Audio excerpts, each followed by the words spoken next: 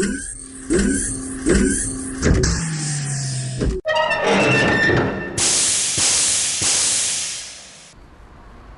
I'd like to talk to you about making a heavy duty drawer.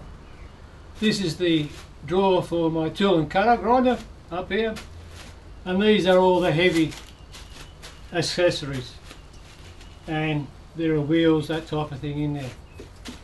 Now what I was looking for was a strong, cheap to build, easy to move, long lasting storage drawer. Now if you have the cabinet slides with the balls, they're okay, but they're not that strong and they don't take much weight. 3 or 4 men can easily stand on this, no problems. And the design is in these rollers. These are just old rollers out of train doors. You can just use the bearings, the ball bearings by themselves without this, doesn't matter, same principle. And what there is welded to the legs of the bench, a bit of 25mm heavy duty, 3mm thick, thereabouts, RHS, square tube. And that's welded on both sides. That slides through here. Now, with a heavy drawer, when you pull it out, all the weight is transferred to the front and they can drop down. So this particular drawer has 10, 20 rollers, 5 up the top, 5 on the bottom on this side, 5 up the top, 5 on the bottom on the other side. And the reason why there are some on the bottom out here, so when I pull the drawer out and it tries to kick up, because if you have one there it will pivot, will try to kick up, this bottom roller will take the weight. And that was the most economical, smart distance between them.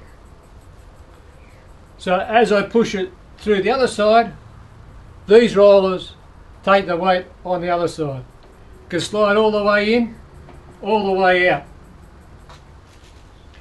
I've got crossbars, about 5 of those in line with each set of rollers. That gap there is 25mm. I've got a piece of 7-ply on the top. Now the original design, and this is the one that I recommend if you're going to go that way. Originally this bottom drawer came up level with this tube here. Now the reason for that was these rollers, I could actually have the drawer on the ground so it can slide in under the bench. So if I wanted to make up 2 or 3 or 4, they can slide in and out of the bench. They don't take much room, and I could slide items in, slide items out. A bit like what they sell for under your bed storage.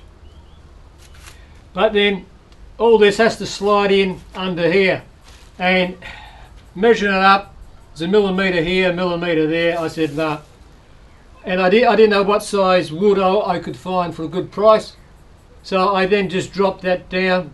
Also the other reason was that I would have to cut all these and weld the 4 sides on the inside, whereas from a welding point of view it's easier to clamp it there, run a beater weld that side, so it was easier for the welding side point of view, and it also added the extra distance. So I've mounted up another board on there and added blocks to keep these in the right position. It's also now high enough that I don't have to bend from the ground to lift something up and put it in. I can easily lift this up and then up.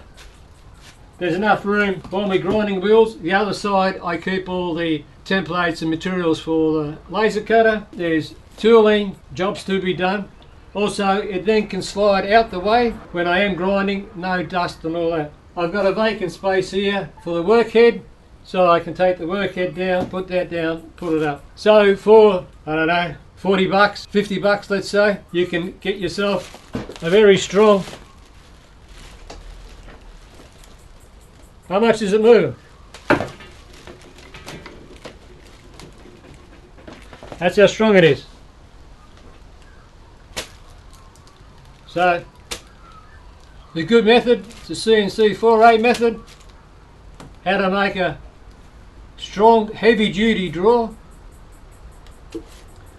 This is thinner RHS, this is only 20mm by 1.6. The weight is spread across those beams, carried by that.